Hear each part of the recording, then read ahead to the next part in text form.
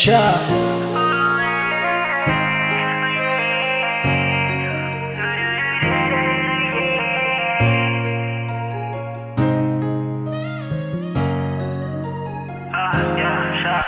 Zavuna nga tutu sa no fino pe Tontolo paradisa mandinha no pe La vita disadisa siri tebite Amyanga no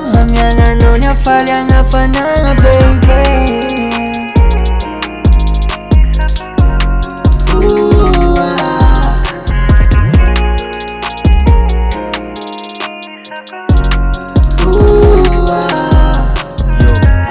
Volagninao tsy asiako malonao zalaby tsy ataka loela na resagna tiaviko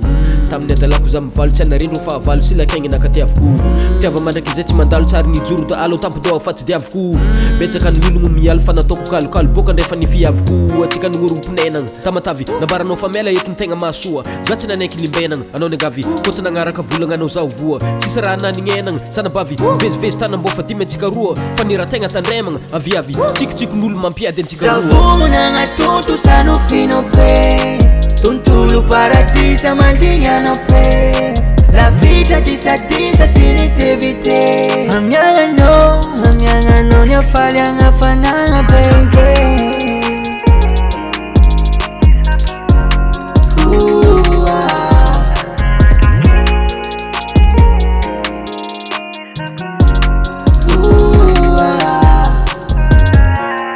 Hitako edy anao mitebiteby lava isan'andro maro loatra mahalaso manoloagna zava misy am'zagnahary mitavandraky anakipiny maso miaraka miafy eto fogna atsika za mikandra tady vola lifaso